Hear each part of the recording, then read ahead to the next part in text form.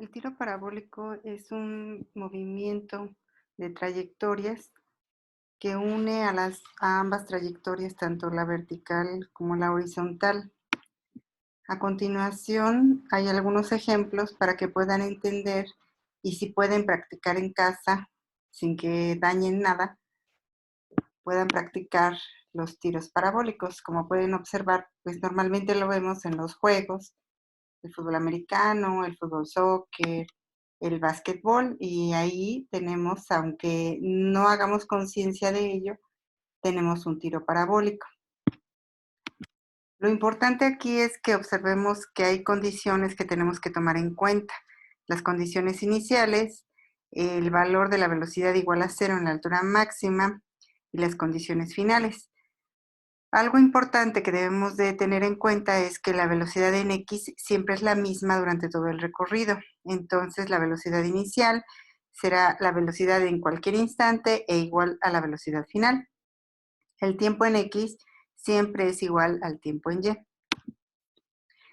Hay algunas otras consideraciones que debemos tomar, como que el tiempo es la variable que coincide en las dos trayectorias, que la velocidad horizontal siempre se mantiene y que la velocidad vertical tiene que ver con la gravedad.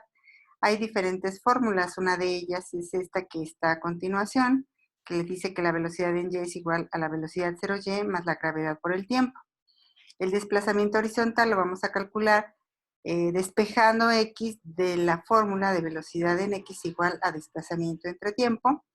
Y el desplazamiento vertical podemos obtenerlo de la última fórmula, en donde tenemos que tener la velocidad inicial en el y, el tiempo y el valor de la gravedad, que es un valor conocido.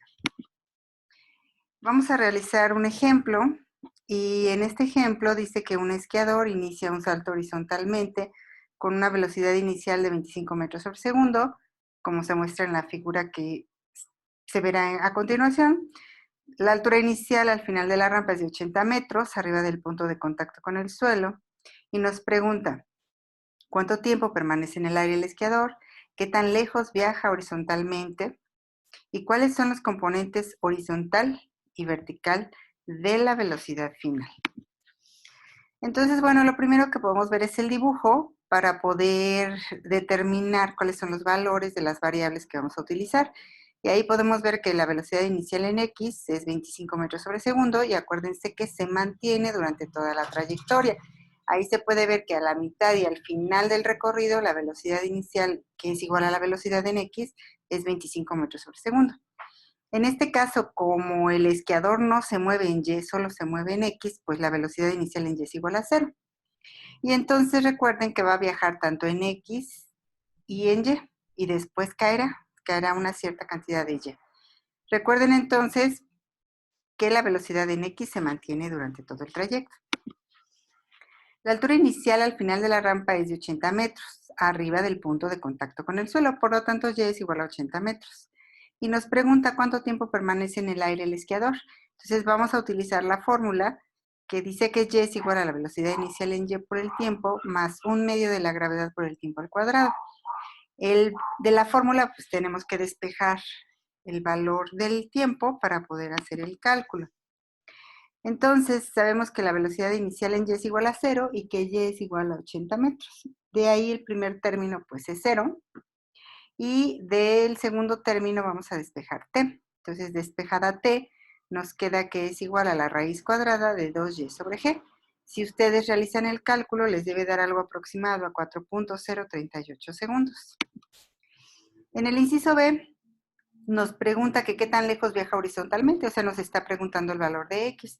Sabemos que bx es la velocidad que se mantiene durante todo el recorrido, que era 25 metros por segundo, y de ahí vamos a despejar x.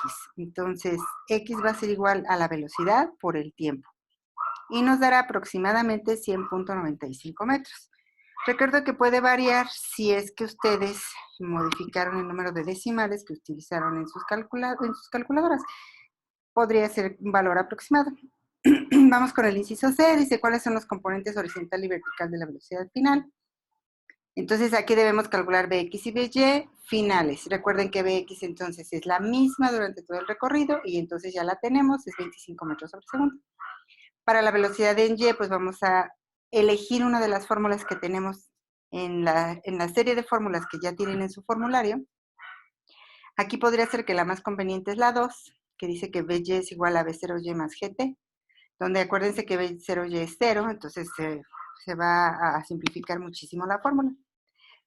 Entonces, BY es igual a la gravedad por el tiempo, ya tenemos el valor de gravedad que es conocido y el tiempo que ya lo calculamos, y entonces de ahí BY es igual a 39.61278 metros sobre segundo. Y la velocidad en X, ya acuérdense que era 25 metros sobre segundo. Y de ahí, eso es lo que nos pedía el problema, pero ahí podríamos calcular el valor final de la velocidad y que es un vector, entonces es la resultante del vector. Y podríamos hacerlo con la siguiente fórmula, que ya la conocen, y la velocidad final les dará 46.8396 o algo muy cercano a ese valor.